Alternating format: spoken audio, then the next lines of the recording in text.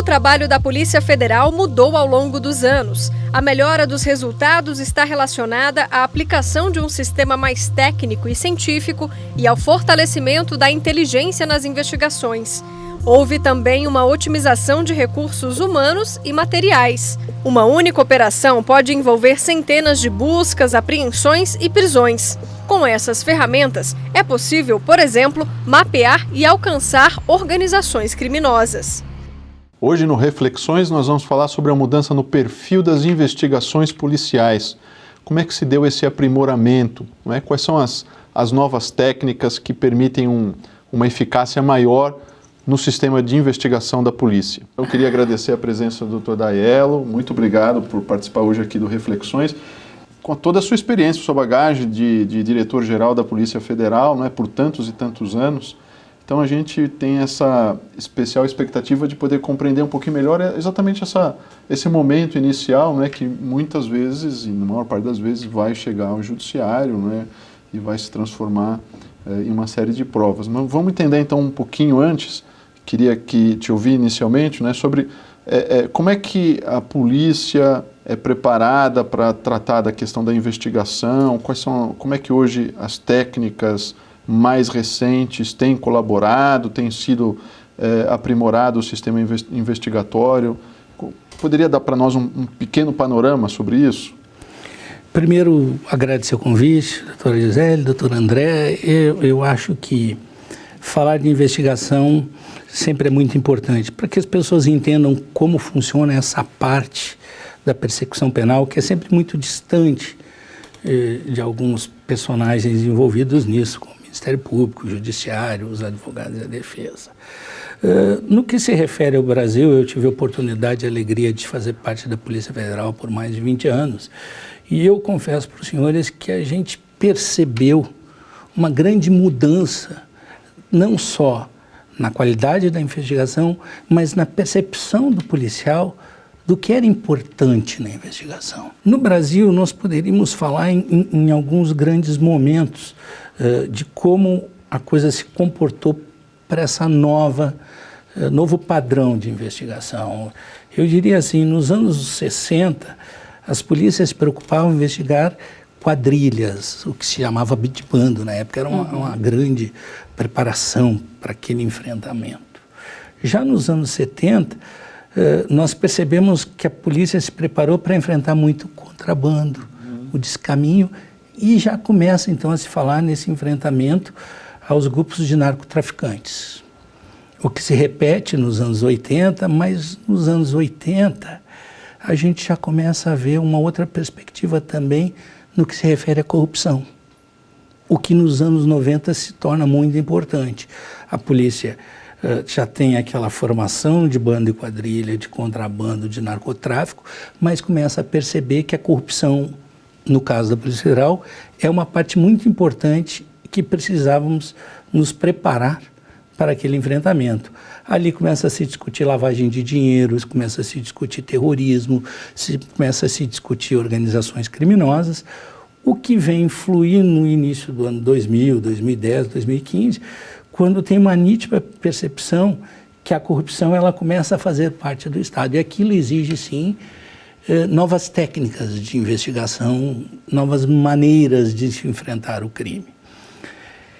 E aí nós começamos a perceber que tu precisa qualificar o inquérito policial. Tu precisa ter um inquérito policial focado.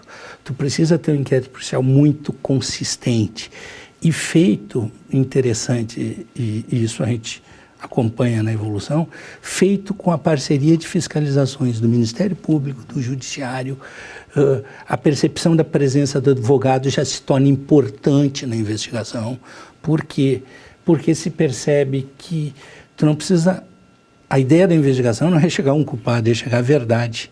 Trazer ao processo o máximo da realidade do que aconteceu, se aconteceu, a primeira pergunta, né? Como aconteceu, quem é o responsável. E aí começam a se desenvolver novas técnicas. E essas novas técnicas passam muito, e aí um registro deve ser feito, passa muito por novas legislações. Já em 98 começa a se falar em lavagem de dinheiro, que vem a ser aperfeiçoado depois em 2012, quando a lavagem de dinheiro não precisa mais só aquele rol de crimes antecedentes, né? Que era muito restritivo. E que acabava também tendo uma característica específica no processo de investigação, né? Porque você tinha também que provar a constatação daquele ilícito anterior, né? Exatamente. Aí a importância da lavagem de dinheiro é descapitalizar e tirar a capacidade operacional daquela organização criminosa, ou de financiar o seu crime, ou até de corromper os agentes públicos. E com isso, em 2012, já, eu diria assim, em 98, começa a acontecer, tu começa a preparar os policiais a entender o que é lavagem de dinheiro, entender o sistema financeiro, entender o sistema bancário, um trato muito grande para as relações internacionais, afinal, né? O mundo fica pequeno com a era digital. Sim. Hoje, tu não precisa levar mais uma sacola com dinheiro, tu movimenta ele com um enter. Então, tu começa a ter que te adequar a isso. Em 99, nós temos a Lei de Proteção a Testemunhas. Em 2013, eu diria que foi um ano muito interessante. Nós tivemos a Lei Anticorrupção, muito importante, que pese algumas críticas, é um passo, né? E toda a legislação ela vai andar, os órgãos de persecução vão se adaptar, o judiciário, todos nós nos preparamos para isso. Em 2013 também teve a definição de organização criminosa e aqui a colaboração premiada, que foi um marco importante no enfrentamento, como foi o monitoramento telefônico na década de 90, a colaboração premiada dá uma possibilidade que as investigações cheguem num patamar maior, né, das organizações criminosas, e a Lei 2830, que fala de algumas garantias à polícia para que ela pudesse trabalhar com mais tranquilidade. Com isso, eu diria, a polícia teve novos instrumentos e se adequou a esses instrumentos, melhorando as suas investigações. O Leandro colocou, André, fez toda essa evolução aí, né, por décadas e tal, e é interessante ver que assim que os ilícitos penais, eles também vão se, vamos dizer assim, aperfeiçoando, né? Dependendo da época, do contexto social, político, econômico, nós vamos ter ali uma característica maior para um determinado tipo de ilícito penal, numa determinada linha, e aí nós vemos inclusive as legislações que foram inclusive implementadas, né, nesses períodos, como uma tentativa de diminuir a incidência desses ilícitos penais. E eu acredito que a partir, né, dessa legislação, e como o senhor mesmo mencionou, da necessidade de ter uma maior capacitação daquele que se envolve com a investigação criminal, né? Na verdade, ali, né, quando se fala em investigação policial, você vai ter o delegado, você vai ter o agente, você vai ter o perito.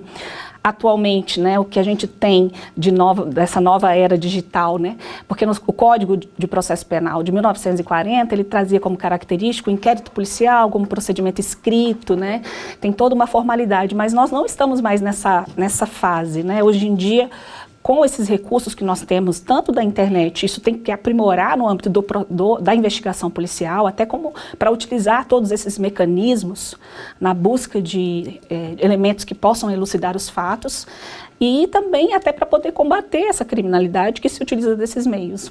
Então, eu acredito que a especialização da polícia, ela é um ponto fundamental para que você consiga ter elementos, técnicas específicas que vão depender do tipo de crime que você está lidando. Né? Então, a cooperação de todos esses envolvidos, né, é importante para poder trazer um maior número de elementos. E aí eu até gostaria de ouvir a sua opinião, porque talvez essa contextualização, né, será que hoje em dia são tantos elementos que é até difícil conseguir exatamente qual é o melhor elemento, né, qual é a linha de investigação que deve ser seguida? Então, queria ouvir sua opinião em relação a isso. Sabe que essa é uma pergunta interessante, né?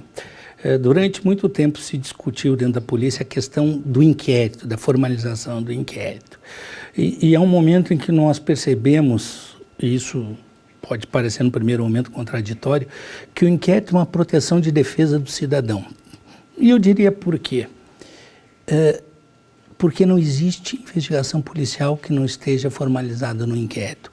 Ninguém pode ser investigado que não seja um inquérito. Nenhum policial pode fazer uma investigação ao seu interesse ou no seu momento. Ele tem um inquérito e logo a partir desse momento ele é acompanhado pela Corregedoria, pelo Ministério Público, pelo Judiciário. E aí entramos na segunda fase. O inquérito se torna muito burocrático em alguns momentos, sim. Por isso, em determinado momento, se começou a desenvolver o inquérito digital. O que dá agilidade, dá uma rapidez no procedimento, mas um pouco mais importante que isso, dá a capacidade do judiciário, do Ministério Público e até da advocacia acompanharem online o que está acontecendo. Porque a maioria dos inquéritos não são sigilosos, sua grande maioria. Isso, então, cria uma relação onde tu faz uma investigação transparente, né? Que é muito importante, né? Investigar não é um jogo de perseguição, é um jogo de clareza, de busca da verdade. E se alguma das partes dessa relação tem informações importantes, que tragam ao inquérito, inclusive o advogado, a defensoria. Isso é uma mudança muito clara no perfil do efetivo, que é um efetivo mais especializado, onde tu prepara o efetivo para o mercado financeiro, bolsa de valores, sistema bancário. Tu começa a integrar esse conhecimento através dos policiais e tu tem um segundo momento muito importante, e esse eu posso falar que eu participei direto dele entre os anos 2005, 2006 e 2007, que era a polícia precisa trabalhar com os órgãos que também estão influenciando aquela investigação. Porque isso vai abreviar uma investigação de uma maneira maravilhosa. Os relatórios da CGU eram maravilhosos, abreviavam uma perícia, abreviavam um entendimento do funcionamento, a inteligência da Previdência trabalhando junto. Isso deu qualidade às investigações, e aí é um ponto também muito bem colocado, doutora Gisele. O universo se torna diferente da investigação. Quando eu entrei na polícia, tu tinha o que a gente chama de dado negado, tu ia atrás daquela informação. Tu tinha um nome para identificar uma pessoa, era uma coisa muito difícil, tu ia olhar a ficha. Os bancos de dados eram frágeis. Então, hoje nós estamos tratando sobre as investigações policiais, o avanço que nós já tivemos, e agora vamos falar um pouquinho mais desse avanço no âmbito digital, não é? Quer dizer, como é que essa integração tem ocorrido, especialmente sobre alguns programas que existem, né? O mundo hoje é digital. Tu movimenta milhões, bilhões com uma tecla, com um enter, e esse dinheiro se movimenta no mundo todo. No decorrer, é claro, do aprimoramento das investigações, tu começa a te confrontar com as informações arquivadas em computadores, e na época CDs, disquetes, né? Hoje pendrive, e tu começa a ter que ter o trato da informação digital. Tu é obrigado a criar tecnologia para cruzamento desses dados. A partir daí tu começa a preparar os policiais para isso também, entender como funciona, planilhas, comunicação, redes, etc. Existem também os técnicos especializados só para fazer, digamos, porque essas informações colhidas, né, vamos imaginar, os computadores, né, até por ordem judicial, computadores e tudo acaba sendo recolhido e há muita informação lá dentro. Isso não pode ser, obviamente, objeto de uma análise por um ser humano, porque isso demoraria tanto quanto a pessoa demorou para colocar aquilo. Informação de todos os aspectos, né? Isso é perfeito. Uma das primeiras grandes iniciativas dentro da Polícia Federal, e eu tive a oportunidade de participar desse momento, foi nos anos de 2006, 2007, o que se chamou um projeto chamado Tentáculos. Que ele deixa mais transparente, mas isso é utilizado nos outros momentos. O que era o projeto Tentáculos? Nós tínhamos uma demanda muito grande de bancos públicos sobre fraudes com clonagem de cartão e fraudes pelo internet banking. Cada ocorrência gerava um documento e cada documento um inquérito. E cada inquérito carente de informações que dessem uma boa linha de investigação. E aquilo acumulava milhares de inquéritos dentro da polícia, e a maioria deles isolados, sem qualquer referência. Nós fizemos uma linha de corte e dissemos, bom, não pode mais funcionar assim. Fechamos uma parceria com as instituições financeiras, com o Judiciário, com o Ministério Público, e estabelecemos o seguinte critério. Aqueles dados, aquelas informações de fraudes não vinham mais no papel. Elas vinham digitalmente, eram trabalhadas, cruzadas com uma série de outros bancos de dados, E eu daria um exemplo, a cada 100, 150 ocorrências, aquilo virava um relatório, um inquérito. E aquele inquérito já tinha um ponto de partida de investigação, que era o dado em comum que tinha juntado todas aquelas ocorrências num ponto. Otimizou o trabalho. Otimizou, diminuiu o número de inquéritos, deu foco nas investigações e com isso nós conseguimos atingir os grupos criminosos que operavam no país todo. Sim. E concentrar a instauração onde eles tinham um link. Ali foi um belo momento, eu diria assim, 90% dos procedimentos instaurados, houve uma redução de 90%, porque eles eram agrupados, e houve um resultado operacional muito bom. Isso é 2008, 2009, 2010, já se obteve esse resultado. Mas a partir daí nós tínhamos um outro problema. O grande universo de dados digitais que eram recebidos nas operações. Nós tínhamos 10 dias de trabalho de um policial dedicado a fazer a ficha daquela informação que era básica para começar uma investigação. Que era para compreender a estrutura organizacional, para poder saber do fluxo e onde poderia ter... Exatamente. Mas isso tudo demorava manualmente, vamos colocar assim? 10 dias. 10 dias. Quando eu saí da direção geral, essa produção estava levando 20 segundos. 20 segundos. 20 segundos eu produzia a mesma coisa em que eu levava 10 dias de um policial. Isso faz com que eu tenha mais informação, com que eu tenha mais foco e eu tenha mais policiais para outras tarefas. Dizer, isso foi estratégico para que a gente pudesse fazer operações e o policial se dedicar à sua atividade fim, né? E focar, né? Com informações mais consistentes. E eu ainda acrescentaria, né? A garantia da razoável duração, né, do processo, que tanto no âmbito administrativo ou judicial, porque, querendo ou não, isso interfere a partir do momento, né, da constatação daquele ilícito penal. Essa duração do inquérito, ela também é importante, né, não só para a garantia do indivíduo, né, até porque para aquele que é investigado, ele sofre os horrores de uma investigação, porque ele quer que aquilo, o fim daquela investigação, constatada a ocorrência de um crime, vai ser a aplicação de uma pena no futuro.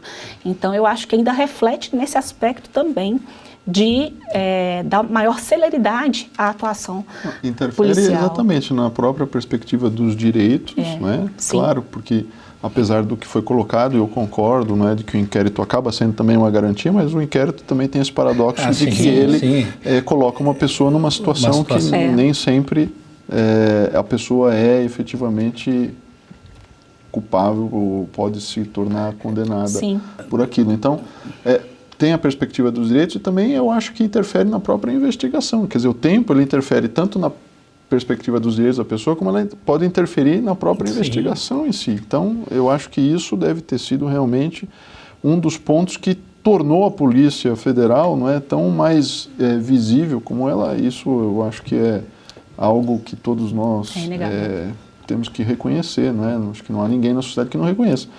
A Polícia Federal, de algum tempo para cá, ela se tornou muito mais visível do que antes. Certamente isso teve um impacto importante, não é, Daiela? A gente percebe, além das leis, claro, no período de investigação da Polícia Federal, que realmente ela foi se tornando sensível tanto às necessidades do Judiciário, do Ministério Público, da Defesa, dos advogados, dentro daquele processo, né? E como tu bem falaste, é muita informação, é muito cruzamento de dados.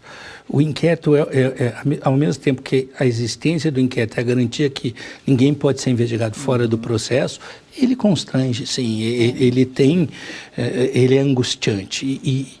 E essa celeridade, eu posso falar, as operações que a polícia... As grandes operações começaram em 2003, 4, 5, 6, eram operações com 100 presos, investigação de 1 ano e meio. Com 100 presos eram milhares de documentos apreendidos, todos que iam ser lidos, então aquele relatório demorava, tu tinha que fazer relatórios parciais. Nós aprendemos com isso, porque naquele período, durante a investigação, você encontrava outros crimes e ia agregando na mesma operação, e no final, então, tu tinha uma gama gigantesca de personagens e fatos. Nós aprendemos com isso, nós temos que encerrar rápido, A investigação tem seu tempo, há uma razoável previsão, é óbvio que nem sempre, né? Na prática, a gente sabe que algumas características acabam fazendo com que isso seja um pouco mais extenso, né? Pela quantidade de pessoas envolvidas, etc. Mas hoje, eu diria assim, aí eu acho que isso começa em 2009, 2008, tu começa a perceber que se dentro de uma investigação você tem conhecimento de outro fato criminoso, instaura outro processo. Pode até ser presidido pela mesma equipe de investigação, mas é outro processo, é outra realidade, ele vai acabar antes, eu vou entregar um trabalho para o judiciário mais focado, mais enxuto, com mais conteúdo, porque ele tem foco naquilo, né? Esse aprimoramento operacional, então, foi fruto de uma experiência a partir dos dados, do uso dos dados digitais. Importante para isso, também isso foi possível, porque nós aprendemos a cruzar informações digitalmente. Então, eu não precisava ter tudo na mesma operação, eu precisava ter bases de dados consistentes, com níveis de acesso, com as questões de sigilo, tudo bem definido, que é uma estratégia, uma estrutura muito interessante de ver como é feito, né? Mas se dentro dessa operação eu tenho os dados e eu abro uma outra aqui com autorização judicial, eu posso cruzar esses dados. Daelo, eu gostaria de saber como é que a Polícia Federal faz para poder fazer, eu não sei se existe um certo tipo de triagem, porque a notícia do crime, ela pode chegar por uma denúncia anônima, por uma notícia, né, que foi dada numa emissora de TV. Então, nós temos várias situações, até mesmo uma requisição, enfim, para a instauração de inquérito policial, mas, às vezes, nem todas aquelas informações são capazes de gerar, efetivamente, o inquérito policial. Explica para a gente como é que isso funciona. Isso é uma pergunta interessante. Na Polícia Federal, nós temos a figura da corregedoria, que não tem só um aspecto disciplinar. A nossa corregedoria tem um aspecto também de acompanhar a qualidade do inquérito, a instauração, de regulamentar internamente como ele funciona, uma vez que o próprio Código de Processo Penal é muito pobre sobre isso, né? E ali, naquele momento, alguns juízos são feitos. Primeiro, se já existe uma investigação sobre aquilo em algum lugar do país, né? Se já existe, eu não posso submeter o cidadão a duas investigações do mesmo fato. Isso seria um absurdo. Segundo, o local onde deve ser feita a investigação. Se aquele é o local, a superintendência competente para isso. E terceiro, se é viável, se aquilo tem uma viabilidade, para não ficar instaurando inquéritos assim. Feito isso, a corregedoria ela não investiga, ela passa para a parte de investigação e ali é instaurado o inquérito e o procedimento anda. Mas sim, feito esse juízo para que a gente tenha também a possibilidade de ter todas as informações. Quando ele entra para a corregedoria, já é lançado num banco de dados internos, para que essas informações transitem, né, por toda a parte digital da Polícia Federal. Ou seja, nenhuma autoridade policial abre um inquérito porque quer e dá seguimento a partir daí. Não é assim que funciona. Inclusive, se a notícia nasce de um policial, essa informação sobre a existência de um possível fato criminoso vai à corregedoria, faz o mesmo juízo e, via de regra, ela não volta para esse delegado. Ela vai para outro, para que se guarde vamos dizer assim, o não compromisso dele em provar aquela denúncia. Sim, não. Tá certo. E a gente tem que trabalhar com a questão de que o homem ele tem suas características pessoais. Então a estrutura é bem construída para que isso aconteça.